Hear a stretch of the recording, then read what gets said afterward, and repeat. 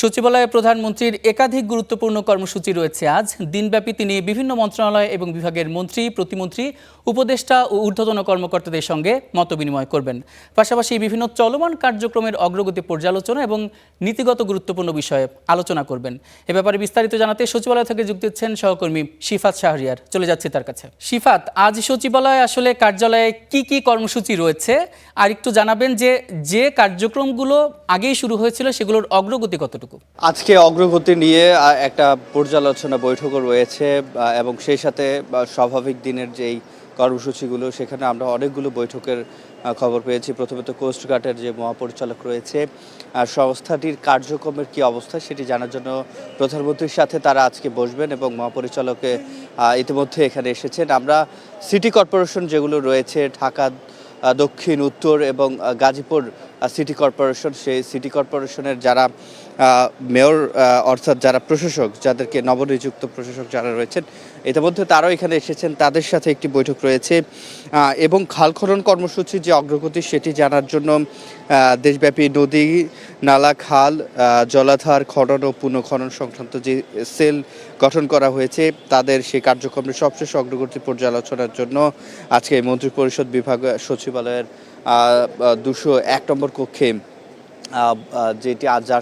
যেটি সামনে আমরা আছি এখানে একটি প্রধানমন্ত্রীর সাথে তাদের একটি বৈঠক রয়েছে। এছাড়াও যেটি বলছিলাম কোস্টগার্ড মহাপরিচালকের বাইরেও মাননীয় মন্ত্রী, প্রতিমন্ত্রী, স্বাস্থ্য পরিবার কল্যাণ মন্ত্রণালয়ের সাথে মতবিনিময় রয়েছে, সেটিও এখানে হবে এবং স্বাস্থ্য পরিবার কল্যাণ মন্ত্রণালয়ের বিভিন্ন দপ্তরে যে শূন্য পদগুলো সৃষ্টি হয়েছে সেই শূন্য পদের বিপরীতে সেগুলো পূরণ করার বিষয়ে আসলে আজকের এই বৈঠক থেকে গুরুত্বপূর্ণ নির্দেশনা কিংবা গুরুত্বপূর্ণ কোনো তথ্য হয়তো আমরা পেতে পারি।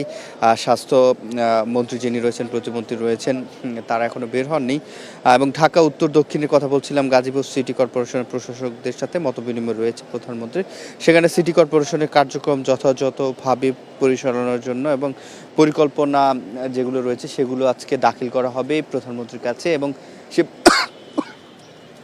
পরিকল্পনা অনুযায়ী সামনের দিনের কি কার্যক্রম হবে সেটি প্রধানমন্ত্রী আজকে হয়তো নির্দেশনা দেবেন এবং প্রশাসকগণ বের হলে নিশ্চয়ই আমরা জানতে পারবো। রেলপথ মন্ত্রণালয় সামনে ঈদ এবং ইতিমধ্যে আগাম টিকিট বিক্রি শুরু হয়েছে আজকে থেকে। অর্থ উপদেষ্টা, প্রতিমন্ত্রী, পরিকল্পনা মন্ত্রণালয়ের সচিব তাদের সাথেও আজকে প্রধানমন্ত্রীর একটি বৈঠক রয়েছে। যে বৈঠকের কথা বললাম 4 থেকে 5টি, মোটা দাগে এই 5টি যে বৈঠক রয়েছে সেই 5টি বৈঠক আজকে হবে। এর মধ্যে প্রশাসকগণ তাদের পরিকল্পনা দাখিল করবে, খাল খনন কর্মসূচির অগ্রগতি কী সেটি সেল জানাবে স্বাস্থ্য মন্ত্রণালয়ের সাথে এবং রেলপথ মন্ত্রণালয়ের সাথে।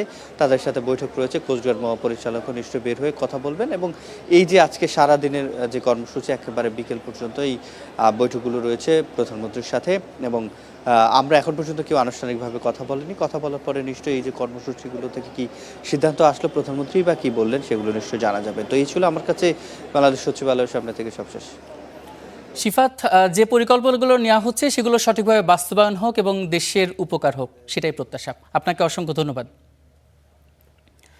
সচিবালয় থেকে যুক্ত ছিলেন সহকর্মী শিফাত শাহরিয়ার।